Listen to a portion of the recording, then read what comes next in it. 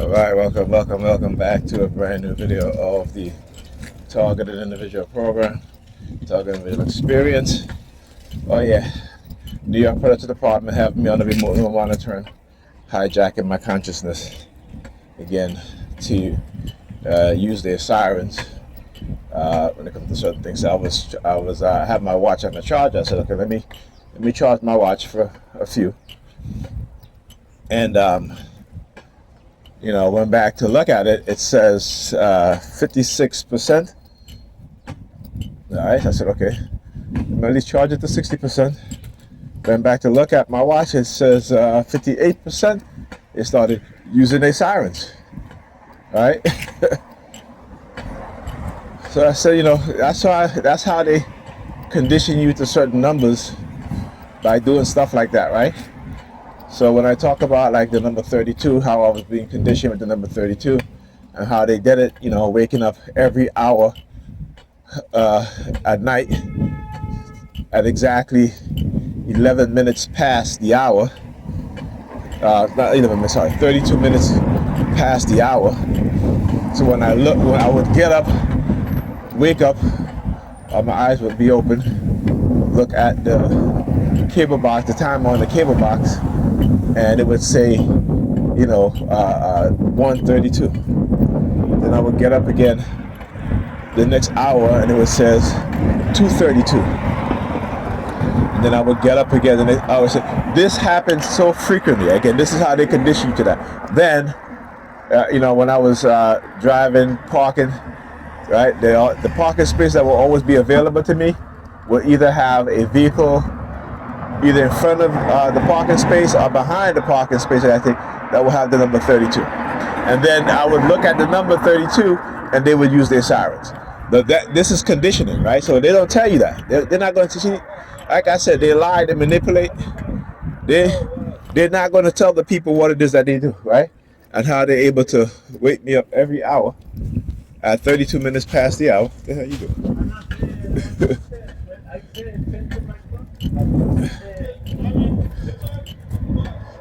Yeah, right at 32 minutes past the hour. We'll take them on. They're perps.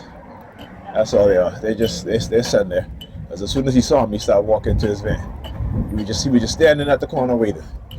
Right. So now they try to mask it by him having a conversation with the other perp. Right. They're very slick in terms of what it is that they do. But I've studied their patterns. All right. So they're not fooling me. So anyhow, look, another one. Again, waiter sees me, turns around, waiting at the corner, man. Let me tell you. Right. So anyhow, this is how they were conditioning me, right? And the public don't know that, right? They don't know that, right? Another thing that they've done also, they do to condition you, to try to create some type of fear or phobia, right? Is to have women come up to you, like walk past you and start talking about, stuff like SA. I remember, every Labor Day, the Caribbean Day parade here in Brooklyn, they have what is called Juve. It's the night before. And I used to go Juve, until I started noticing the pattern. Like you have these, if I'm standing, if I'm walking, you have these European females who will all of a sudden, and it's always like, let's say if I'm walking and there's some police at the corner. So if I'm walking towards them or walking just as I'm walking past them, there'll be some young European female talking about somebody grabbed my butt, and then they'll stare at me. Right? You know what I'm saying? Like this shit happens so many times. Again, it's conditioned, right? So what happens? All of a sudden now you don't even want to go to this parade anymore because you know that they're trying to accuse you of something that's a lie. And we see how, again, I talk about how women, particularly our women, black women, European women, I should say, not black women, love to accuse black men of SA, and it's not true, right? Because they've been taught to weaponize it. They are part of a cult, and this is what we have to understand. And why? Because of the religious belief system, right? Keep saying they need to understand who it is they're worshiping, right? And who it is that they're following. These pastors, they only care about money. They don't care about saving your soul, because if they truly care about saving your soul, they should at least understand and learn about their religion that they're preaching to you, right? That they are teaching you the truth and not some lie. But they're not willing to do that. One, because the money is good and it's how they make their living. Two, also because even if the church is a supplementary income, like some of those small churches, right? It's still a good supplementary income.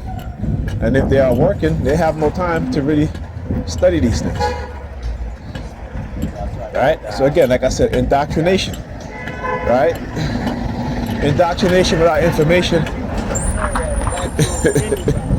is the destruction of the mind. Because you are just a believer, not a person who thinks. So now you have other groups of people who know exactly what this religion is all about, how it is used to manipulate the people, right? And because they are positioned within those institutions, that they become boastful. They don't humble themselves, as they'll tell you and I in the churches, but they'll tell you, they'll brag about, their house, their cars, their shoes, their suits, and how, this is how they go. This is how they act towards each other. Who got the biggest house? Who just bought the brand new Mercedes? Who just this and that? These are your pastors, right? These are the same people who will stand in the pulpit and tell you to humble yourself, because what? Because they see you. If you are a black person who is well-to-do, they don't like that, because they don't like competition, right? They do not like competition. They do not like the fact that you have more money than them, right? Or you have a better looking wife than them. You know what I'm saying? This is what they do. Like I said, these people are conditioned to take from us, right? And we're conditioned to give to them. This is why, again, the vast majority of businesses in the black community are not owned by black people who live within the community, or even outside the community. They're owned by others. And the majority of businesses that are owned by black people within the black community, particularly here in New York and the 5 boroughs, are what? Restaurants, barbershops, hair salons. Right? I don't see a black-owned vision center. I don't see a black-owned jewelry store. Right? I don't see a black-owned smoke shop, right? I don't see a black-owned McDonald's or Wendy's or Burger King, okay? I don't see those things, right? But I do see, these small restaurants or small bakeries, right? Right? And it's usually Caribbean owned, right? As I said, Caribbean owned, but black people from the Caribbean or have a Caribbean background, right? So it could be also black Americans that have Caribbean backgrounds. Okay, let me just say that, right? But your pharmacies, nope, not owned by black people. Your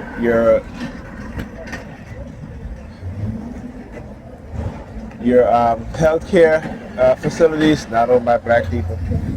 Your bodegas, not owned by black people.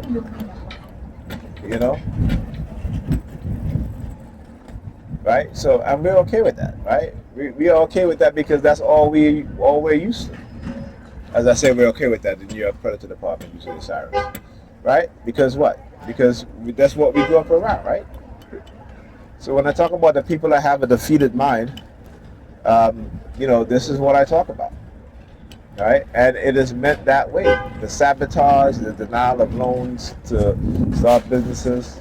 And on top of that, black people ourselves, who don't really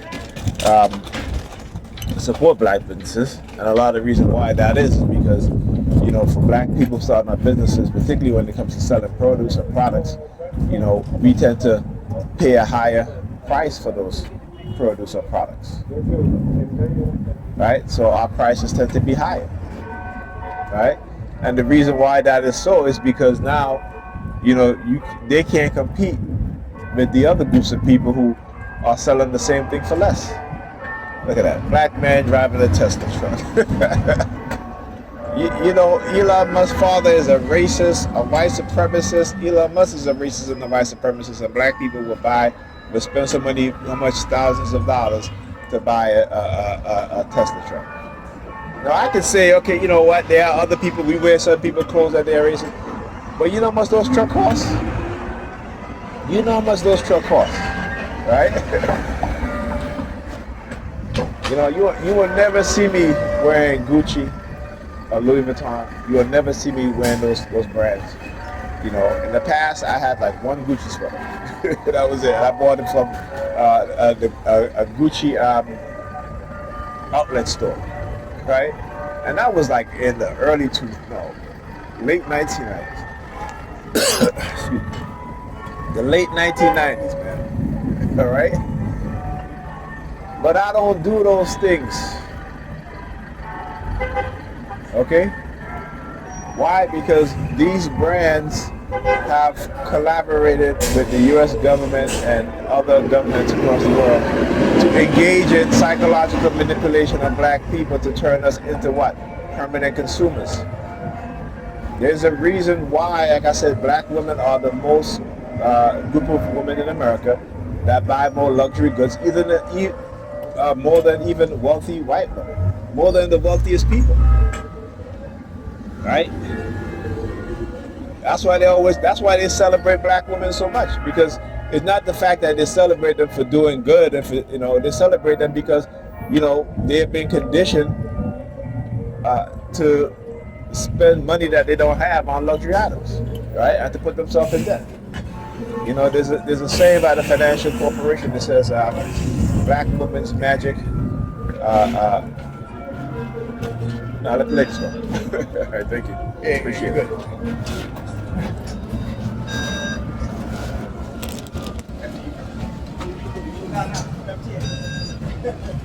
It's all right. I'm just trying to get. Hey, how you doing, brother? Got me running.